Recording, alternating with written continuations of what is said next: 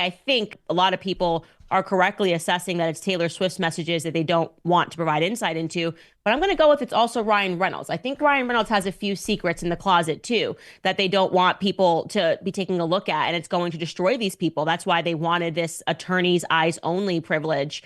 And basically, we can say anything. The public can't see it, just the attorneys. It was kind of a radical thing to want. And they were arguing that, careers could be ruined.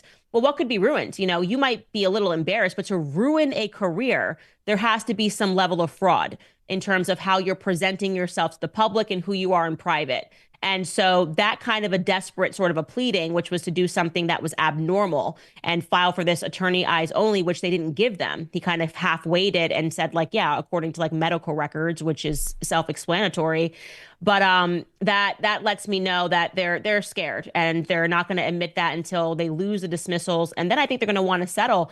And a settlement's a good idea if they give the full mea culpa. This is not Yeah, like, oh, we're settling behind closed doors and nobody's talking about it. uh, Brian's not going to agree to that. I don't know Brian from a hole in the wall, but just by reading his filings, he's not going to, he's not going to agree to that. well, It's going to have to be a full blown, I am sorry, I lied, I am a terrible person, tail in between the legs, and that's what we deserve. remember Blake and Ryan wrote a public statement, back in August for Baldoni to release. We'll write it for you. We'll sign your name even, but you put it out saying that every bit of this, all on you, every